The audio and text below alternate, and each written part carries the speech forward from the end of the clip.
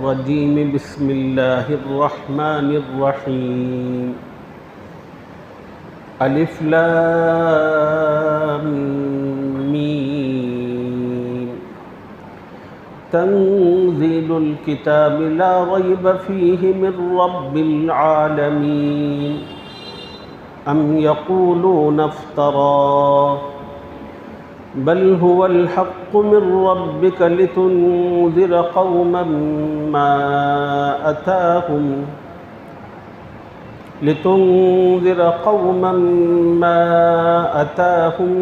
من نذير من قبلك لعلهم يهتدون صدق الله العظيم۔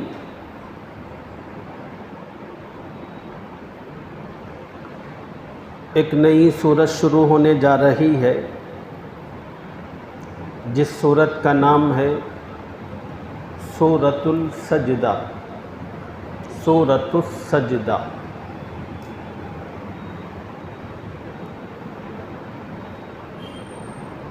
مکیہ۔ اللہ تعالیٰ نے یہ سورت نبی رحمت صلی اللہ علیہ وسلم پر ہجرت فرمانے سے پہلے نازل فرمائی۔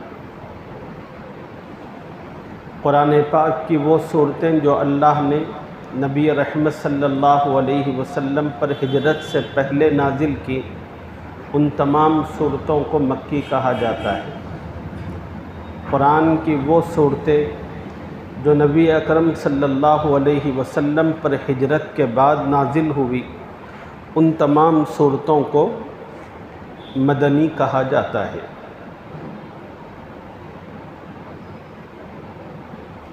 یہ صورت مکی ہے، اس کا مطلب ہے اللہ نے اس صورت کو نبی اکرم صلی اللہ علیہ وسلم پر ہجرت سے پہلے نازل کیا۔ صورت کا نام ہے سورۃ السجدہ۔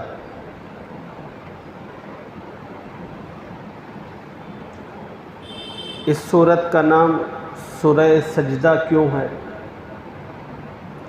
اس کا جواب علماء اور مفسرین نے یہ بیان فرمایا، چونکہ اس صورت میں اللہ تعالیٰ نے آیت سجدہ کا ذکر فرمایا ہے، اسی مناسبت سے اس صورت کو سجدے کا نام دیا گیا۔ اس صورت میں چونکہ سجدے والی آیت موجود ہے، اسی مناسبت سے اس صورت کو سورہ سجدہ کہا گیا۔ تو پھر بعض حضرات نے کہا قرآن پاک میں سجدے والی جو آیتیں ہیں وہ تو تقریباً 14 مقامات پر ہے اور مختلف صورتوں میں ہیں، پھر ان صورتوں کو سورہ سجدہ کا نام کیوں نہیں دیا گیا؟ اس صورت کی ایسی کیا خوبی اور خصوصیت ہے کہ اللہ تعالیٰ نے فقط اس صورت کا نام سورۃ السجدہ رکھا اور صورتوں کا نام نہیں رکھا؟ اس کا جواب علماء نے پھر یہ دیا، اس آیت میں اللہ تعالیٰ نے سجدے کا ذکر بڑے خاص انداز میں فرمایا ہے۔ اللہ تعالیٰ نے فرمایا جب ایمان والوں کے سامنے اللہ کی آیتوں کا تذکرہ کیا جاتا ہے، اللہ کی آیتوں کو پڑھا جاتا ہے تو ایمان والے سجدے میں گرتے ہیں۔ تو بڑے خوبصورت انداز میں سجدے کا ذکر اس صورت میں موجود ہے، اس وجہ سے اللہ تعالیٰ نے اس صورت کو سورۃ السجدہ کا نام دیا۔ اس صورت کا ایک دوسرا نام بھی موجود ہے، وہ ہے سورۃ المضاجع۔ سورۃ المضاجع، چونکہ اس صورت میں اللہ تعالیٰ نے بستروں کا ذکر کیا ہے۔ مضاجع کے معنی آتے ہیں بستر۔ اس صورت میں اللہ نے بستر کا ذکر کیا ہے۔ معلوم ہے نا بستر جس پر آپ سوتے ہیں، اللہ نے بستر کا ذکر کیا ہے، اسی مناسبت سے اس صورت کو سورۃ المضاجع بھی کہا جاتا ہے۔ اللہ تعالیٰ نے ایمان والوں کی ایک خاص شان بیان فرمائی جو اللہ کے نیک مخلص اور اچھے مقبول بندے ہوتے ہیں وہ راتوں میں اپنے بستروں سے اٹھ کر اللہ کی بارگاہ میں کھڑے ہوتے ہیں، نماز کا اہتمام کرتے ہیں، تہجد پڑھتے ہیں۔ ان لوگوں کو خدا کی بارگاہ میں کھڑا ہونے سے، اللہ کے سامنے مناجات کرنے سے بستر اور اس کی گرماہٹ یا نرماہٹ رکاوٹ کا سبب نہیں بنتی۔ وہ موسم کیسا بھی ہو، وہ اپنے بستر کی ہر قسم کی راحت کو ہٹا کر اللہ کی بارگاہ میں کھڑے ہوتے ہیں۔ چونکہ بستروں کا ذکر ہے، اللہ والوں کی نیک صفت کا ذکر ہے، تو اسی مناسبت سے اس سورت کو ایک اور نام دیا گیا، سورۃ المضاجع۔ میں نے آپ کو بتایا کہ یہ مکی سورت ہے۔ قرآن پاک میں جتنی مکی صورتیں ہیں ان تمام مکی صورتوں میں جو بنیادی مضامین اللہ تعالیٰ نے بیان فرمائے وہ 3 ہیں۔ پہلا مضمون ہے توحید کا، دوسرا مضمون ہے رسالت کا، تیسرا مضمون ہے آخرت کا۔ توحید، اللہ اپنی ذات و صفات میں یکتا ہے، اللہ موجود ہیں، اللہ قوت اور قدرت والے ہیں۔ رسالت، حضرت محمد صلی اللہ علیہ وسلم اللہ تعالیٰ کے رسول ہیں اور آخری پیغمبر ہیں۔ اللہ تعالیٰ نے آپ پر نبوت و رسالت کے سلسلے کو ختم فرما دیا۔ اللہ تعالیٰ نے اپنے محبوب اور پسندیدہ راستے کو اپنے نبی کے ذریعے امت پر واضح فرمایا، امت پر لازم کیا کہ اپنے نبی کی پیروی اور ان کی اتباع کریں، اس کے بغیر امت خدا تک نہیں پہنچ سکتی۔ اور تیسرا آخرت کا بیان۔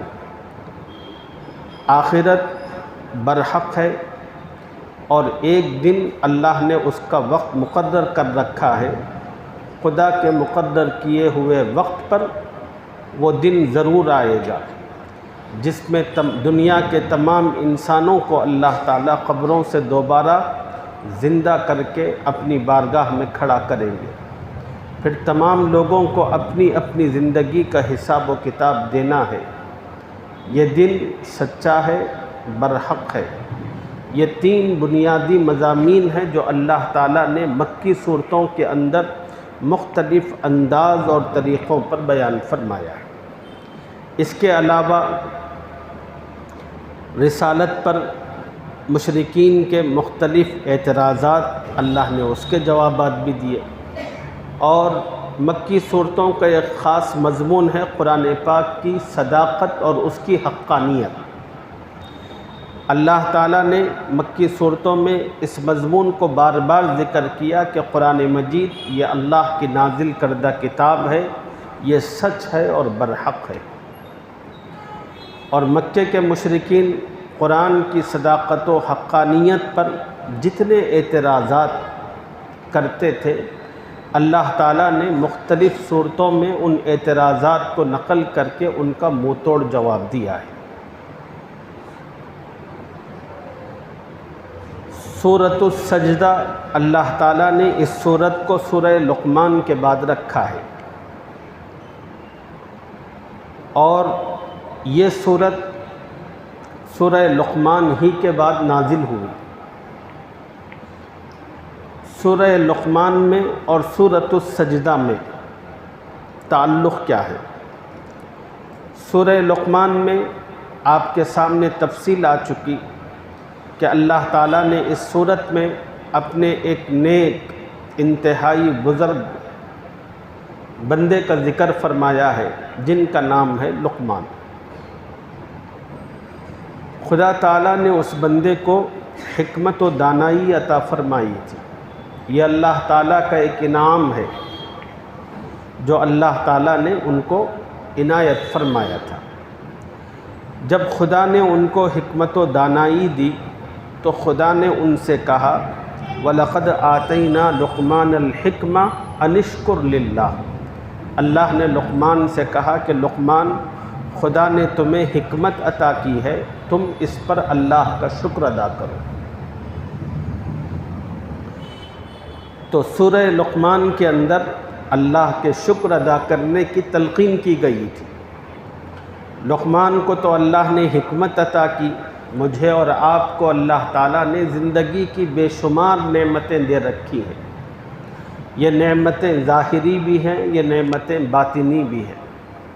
باطنی نعمتوں میں ایمان ہے، علم ہے، عقل و شعور ہے، عزت ہے، مرتبہ مقام ہے، یہ سب کی سب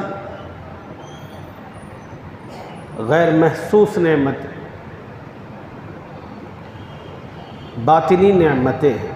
ظاہری نعمتیں ہیں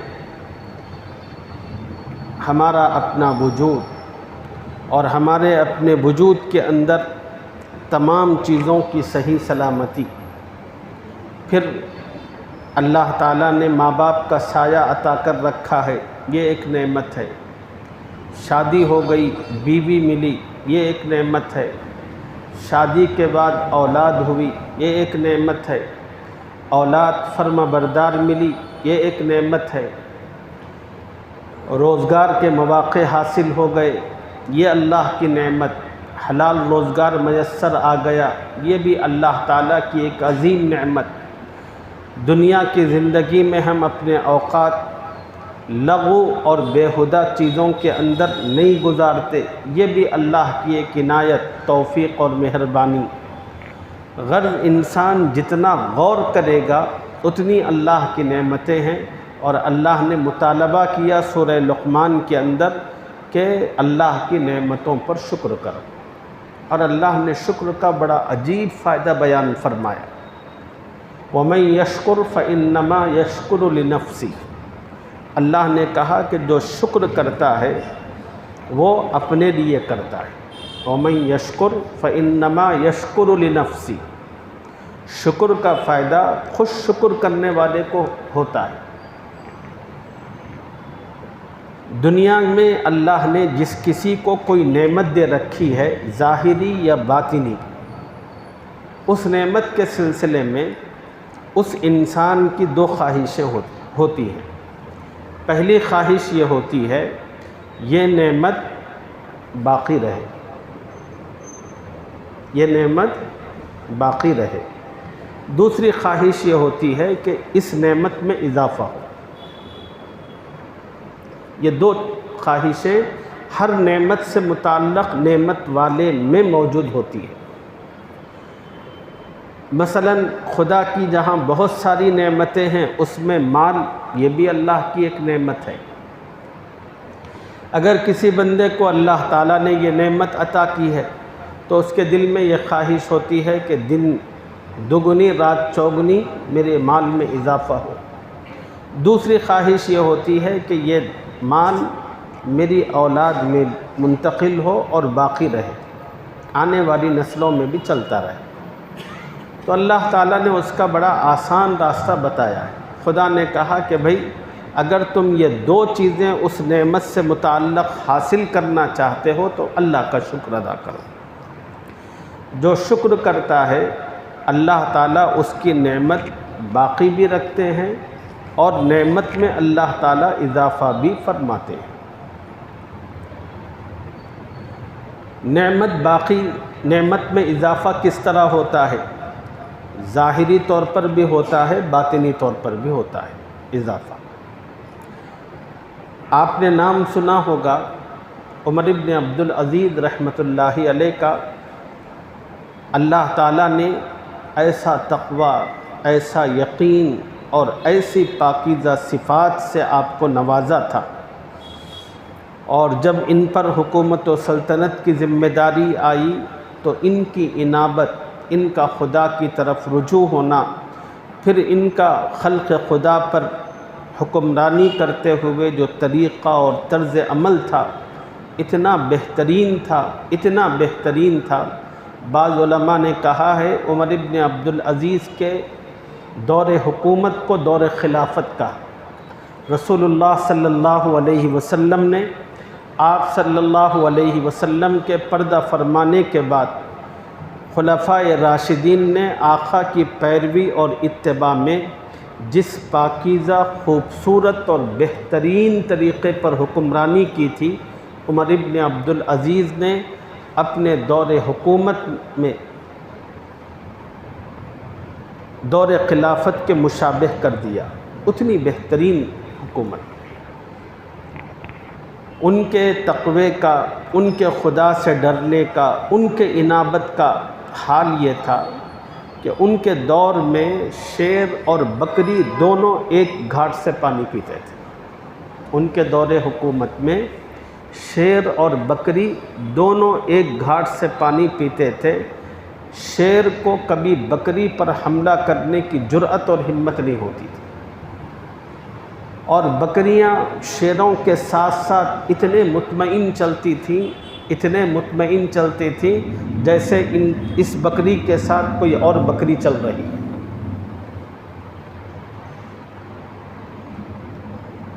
چرواہے اس زمانے کے اندر اپنی بکریاں جنگل میں لے جا کر بے تکلف ہو کر بیٹھ جاتے تھے۔ ان کو کسی گیدڑ کے، کسی شیر کے، چیتے کے اپنے ریوڑ پر حملے کا کوئی تصور تک موجود نہیں ہوتا تھا۔ بکریاں چرتی تھیں، جب شام ہوتی تھی تو پھر وہی چرواہا اپنی بکریوں کو لے کر واپس آتا۔ ایک مرتبہ ایسا ہوا کہ ایک چرواہا گیا اور وہ اپنے بکریوں کو چرا رہا تھا، اچانک ایک شیر نے اس کے ریوڑ پر حملہ کیا۔ حملہ کرتے ہی چرواہا زمین پر پریشانی کے عالم میں بیٹھ گیا اور کہنے لگا اِنَّ لِلَّهِ وَإِنَّا إِلَيْهِ راجعون۔ دوسرا چرواہا موجود تھا، اس نے کہا کہ بھائی کیا بات ہے، بہت بڑا نقصان ہو گیا جو تم نے اِنَّ لِلَّهِ پڑھی۔ چلو یہ تو جنگل میں ہوتا ہی رہتا ہے کہ کبھی شیر بکریوں کے ریوڑ پر حملہ آور ہوتے ہیں، اس میں اتنا زیادہ افسوس کرنے کی کوئی بات نہیں، وہ تسلی دے رہا تھا۔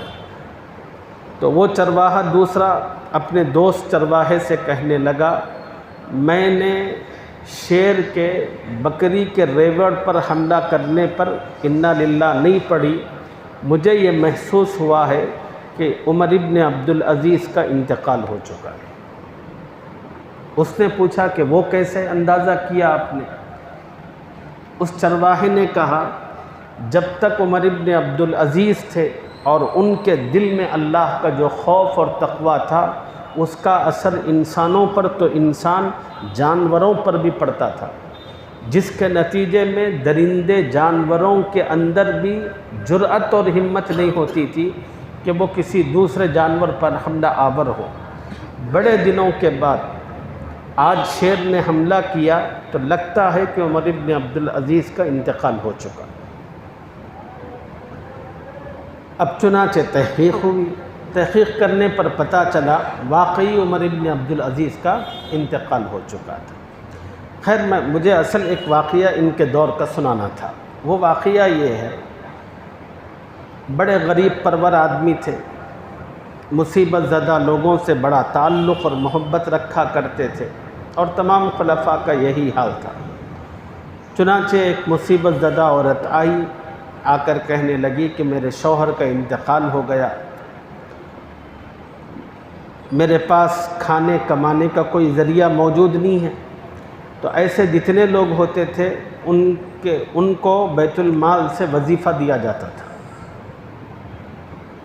تو عمر ابن عبدالعزیز نے کہا کہ بتاؤ تمہارا نام کیا ہے؟ اس عورت نے اپنا نام بتایا۔ عمر ابن عبدالعزیز نے اس عورت کا نام لکھ کر اس کے لیے وظیفے کی رقم لکھی۔ پھر اس عورت نے کہا حضرت میرے بچے بھی ہیں، آپ میرے بچوں کے نام بھی لکھیں۔ آپ نے جو وظیفہ لکھا وہ مجھ اکیلی کا ہے، مجھے تو خدا نے بچے دیے۔ عمر ابن عبدالعزیز نے پوچھا کہ کتنے بچے ہیں؟ عورت کہنے لگی 7 بچے ہیں۔ عمر ابن عبدالعزیز نے اس عورت سے کہا کہ اماں بیت المال کی حالت اس وقت ایسی نہیں ہے کہ میں تیرے 7 بچوں کے لیے وظیفہ جاری کروں۔ ہاں تجھے دے سکتا ہوں، تیرے کسی ایک بیٹے کا نام لکھ سکتا ہوں۔ اس خاتون نے کہا حضرت ٹھیک ہے، آپ میرے ایک بچے کا نام لکھیں۔ تو اس نے بڑے بیٹے کا نام لکھوایا۔ عمر ابن عبدالعزیز نے جب دفتر میں نام لکھا تو اس خاتون نے کہا الحمدللہ۔ عمر ابن عبدالعزیز نے کہا کہ بتا اب تیرے دوسرے بیٹے کا نام کیا ہے؟ اس نے وہ نام بتایا، حضرت نے لکھا تو خاتون نے کہا الحمدللہ۔ حضرت نے کہا کہ بتا اب تیرے تیسرے بیٹے کا نام کیا ہے؟ اب حضرت ایک ایک نام لکھتے تھے اور نام رجسٹر میں درج ہونے پر وہ خاتون الحمدللہ کہتی تھی تو حضرت پھر نئے لڑکے کا نام پوچھتے تھے۔ اس طرح اس عورت نے اپنے 6 بیٹوں کے نام لکھائے۔ جب 6 بیٹے کا نام حضرت نے اپنے دفتر میں لکھا تو اس کے بعد اس عورت نے بڑے ممنون انداز میں عمر ابن عبدالعزیز کا شکریہ ادا کیا تو حضرت نے دفتر بند کر لیا۔ اب وہ بڑی پریشان ہوئی، کہنے لگی کہ حضرت 6 بچوں کے نام تو آپ نے لکھ لیے، اب تو چھوٹا ایک ہی بچہ ہے، اس کا نام بھی آپ لکھ لیں۔ حضرت نے فرمایا نہیں۔ پھر وہ عورت کہنے لگی کہ حضرت آپ نے شروع میں کہا تھا کہ بیت المال کی جو حالت ہے وہ صرف اتنی ہے کہ مجھے اور میرے بچے کو، ایک بچے کو وظیفہ ملے، اور میں نے نام لکھایا۔ پھر آپ نے میرے باقی اور 5 بچوں کے نام لکھ لیے، وہ کیوں، وہ کیسے؟ حضرت عمر ابن عبدالعزیز نے کہا قرآن کی آیت پڑھتے ہوئے لئن شکرتم لازیدنکم، میں نے تمہارے بڑے بیٹے کا نام لکھا تو تم نے اس پر الحمدللہ کہا۔ قرآن میں اللہ نے کہا لئن شکرتم لازیدنکم، اگر تم میری نعمت پر شکر ادا کرو گے تو میں خدا اس پر زیادتی کروں گا۔ یہ میرے بیت المال کی جو پوزیشن تھی وہ تو اتنی ہی تھی جو میں نے تمہیں بتائی، لیکن اللہ کا وعدہ ہے دوسری طرف شکر کرنے پر اللہ فرماتے ہیں کہ میں اضافہ کروں گا۔ تو تم نے الحمدللہ کہا تو میں نے دوسرے کا نام پوچھا، پھر تم نے الحمدللہ کہا تو میں نے تیسرے کا نام پوچھا، اور تم کہتی رہی الحمدللہ، میں ایک ایک بچے کا نام لکھتا رہا، یہاں تک کہ 6 بچوں کا نام میں نے لکھا۔ تو تم نے 6 بچے کے نام لکھے جانے کے بعد میرا شکریہ ادا کیا۔ خدا نے قرآن میں کہیں بھی میرے شکریہ ادا کرنے پر زیادتی کا وعدہ نہیں کیا۔ خدا کی زیادتی کا جو وعدہ ہے وہ تو شکر پر ہے۔ تو سورہ لقمان میں اللہ تعالیٰ نے لقمان حکیم کو شکر کی تعلیم دی تھی۔ سورہ سجدہ میں اللہ نے طریقہ بتایا۔ اللہ نے بتایا کہ خدا کے شکر کا صحیح طریقہ یہ ہے کہ بندہ نماز کا اہتمام کرے، اور خدا کا شکر اپنی تمام تر قوتوں کو اور جسم کی تمام تر صلاحیتوں کو اللہ کی بندگی میں صرف کرے، یہ حقیقی شکر ہے جس کی تلقین سورہ سجدہ میں کی گئی۔ اب اس سورت کا جو پہلا لفظ ہے، آغاز ہے، وہ حروف مقطعات سے ہے۔ الف لام میم، بسم اللہ الرحمن الرحیم۔ شروع کرتا ہوں میں اللہ کے نام سے جو بڑا مہربان نہایت رحم والا ہے۔ الف لام میم یہ حروف مقطعات ہیں، اور قرآن پاک کی بہت ساری صورتوں کے شروع میں اس طرح کے الفاظ آئے ہوئے ہیں۔ اس کا معنی مطلب کیا ہے؟ اس کا مشہور معنی وہی ہے جو امام جلال الدین سیوطی رحمہ اللہ نے اپنی کتاب میں بیان فرمایا ہے۔ کہا اللہ اعلم بمرادہ بہ، اللہ اس کی مراد کو بہتر جانتے ہیں۔ ہمارا کام یہ ہے، یہ چونکہ حروف مقطعات اللہ اور اس کے رسول کے درمیان ایک راز ہے جو اللہ نے قرآن میں رکھا ہے، اور ہمارے لیے حکم یہ ہے کہ اللہ اور اس کے رسول کے درمیان کا جو راز ہے اس کے الفاظ پڑھیں، اس کے معنی کی جستجو میں نہ پڑیں۔ اگر اس کے معنی کی جستجو ہمارے لیے ضروری ہوتی تو ہمارے رسول صلی اللہ علیہ وسلم ہمیں ضرور بتلاتے۔ ہمارے رسول نے نہیں بتلایا تو اس کا مطلب یہ ہے کہ ہمیں اس کا جاننا ضروری نہیں ہے، بس ہمارا اس پر ایمان رکھنا ہے۔ اس کی جو بھی مراد ہوگی، اس کا جو بھی معنی ہوگا، میں اس پر ایمان رکھتا ہوں، اس پر یقین کرتا ہوں۔ تو اس کے نتیجے میں اس لفظ کی ظاہری اور باطنی دونوں طرح کی برکات حاصل ہوتی ہے۔ اب یہاں پر جو حروف مقطعات الف لام میم 3 الفاظ کے شکل میں ہے، 3 حرفوں کی شکل میں، علماء نے ایک خاص نقطہ بیان فرمایا ہے۔ پہلا لفظ ہے الف۔ اب الف کے بجائے اس کو یوں کہو حمزہ۔ پہلا لفظ کیا ہے؟ الف کہو یا حمزہ۔ دوسرا لفظ ہے لام۔ تیسرا لفظ ہے میم۔ اچھا، اب ذرا اپنے حلق پر اور منہ پر غور کرو۔ پہلا لفظ ہے الف، کہاں سے نکل رہا؟ الف، الف کہاں سے نکل رہا؟ غور کرو، آپ کے منہ کے کس حصے سے ادا ہو رہا؟ الف، حلق سے۔ الف کہاں سے ادا ہو رہا؟ لام کہاں سے؟ اس سے آگے سے۔ الف اگر یہاں سے حمزہ ادا ہو رہا ہے تو بالکل درمیان سے کیا ہو رہا؟ لام۔ میم وہ کہاں سے؟ اور آگے ہونٹوں سے ادا ہو رہا۔ خدا نے یہاں پر 3 حروف رکھے ہیں، الف لام میم۔ الف حلق سے ادا ہو رہا ہے، لام درمیان سے ادا ہو رہا ہے، میم ہونٹوں سے ادا ہو رہا ہے۔ علماء نے جو نقطہ بیان فرمایا ہے وہ یہ، انسان زندگی میں جو بھی کام کرتا ہے اس کام کی 3 حالتیں ہوتی ہیں۔ انسان دنیا میں جو بھی کام کرتا ہے اس کام کی 3 حالتیں ہوتی ہیں۔ پہلی حالت ابتدا، پہلی حالت ابتدا، دوسری حالت درمیانہ، تیسری حالت آخری۔ تو اگر کوئی انسان دنیا کے کاموں میں یہ چاہتا ہے کہ میرے کاموں میں خیر و برکت ہو تو اس کو چاہیے کہ اپنے کام کے شروع میں بھی اللہ کو یاد رکھے، اللہ کا ذکر کرے، اپنے کام کے درمیان میں بھی اللہ کی تعریف کرے، اللہ کا ذکر کرے، اپنے کام کے اخیر میں بھی اللہ کا ذکر کرے، اللہ کو یاد کرے۔ جو آدمی اپنے کام کی 3 حالتوں میں خدا کو یاد رکھتا ہے، اللہ تعالیٰ اس کو کامیابی سے ہمکنار فرماتے ہیں۔